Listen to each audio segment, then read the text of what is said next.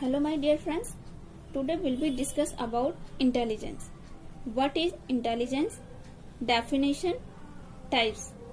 यानी बुद्धि क्या है, बुद्धि की परिभाषा और उसके प्रकार के बारे में डिस्कस करेंगे। बुद्धि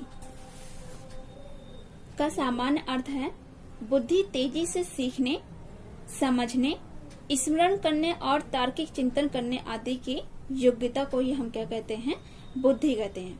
यानी किसी व्यक्ति के सीखने, समझने और स्मरण करने की जो शक्ति होती है, जो गुण होता है, इसे ही हम बुद्धि कहते हैं।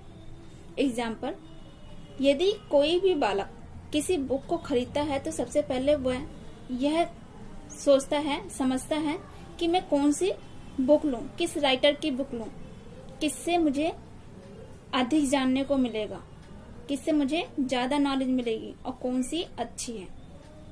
तो उसमें कहीं ना कहीं बुक को लेने से पहले वह उसे सोचेगा, समझेगा और विचारेगा। यही बुद्धि है। बुद्धि की परिभाषा माल्टन के अनुसार बुद्धि विभेद एवं चयन करने की शक्ति है। दूसरी परिभाषा, बुद्धि जन्मजात व्यापक मानसिक क्षमता है। थॉर्नडाइक ने बुद्धि को 3 भागों में बांटा है। मूर्त बुद्धि, जिसे व्यवहारिक बुद्धि भी कहते हैं, अमूर्त बुद्धि, जिसे सैद्धांतिक बुद्धि भी कहते हैं, और सामाजिक बुद्धि। मूर्त बुद्धि, मूर्त बुद्धि को हम यांत्रिक बुद्धि या ठोस बुद्धि भी कहते हैं।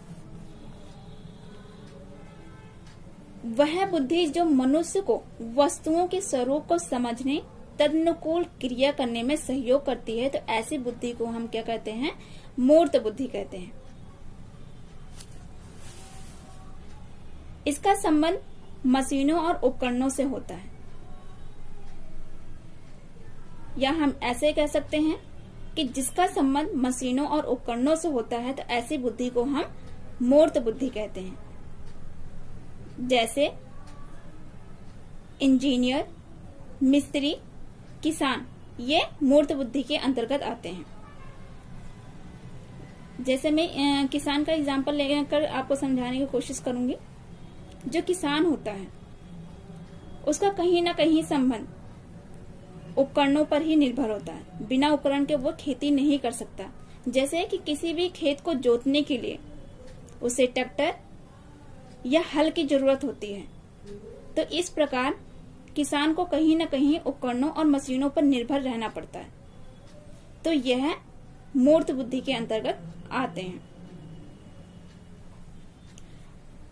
अमूर्त बुद्धि यानी कि सैद्धांतिक बुद्धि।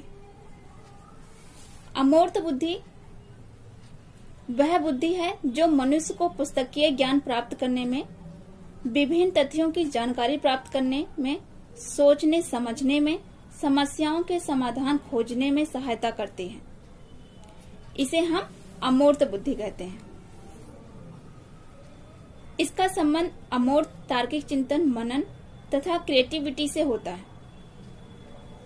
इसके अंतर्गत कवि, वैज्ञानिक, डॉक्टर आते हैं, क्योंकि ये किसी चीज पर या किसी टॉपिक पर खोजते हैं, तर्क करते हैं, विचार करते हैं।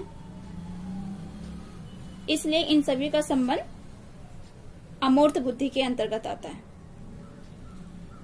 सामाजिक बुद्धि। सामाजिक बुद्धि वह बुद्धि होती है जिसमें व्यक्ति अपने समाज में समायोजन करने और सामाजिक कार्यों में भाग लेने में सहायता करती है। तो ऐसी बुद्धि को हम क्या कहते हैं, सामाजिक बुद्धि कहते हैं।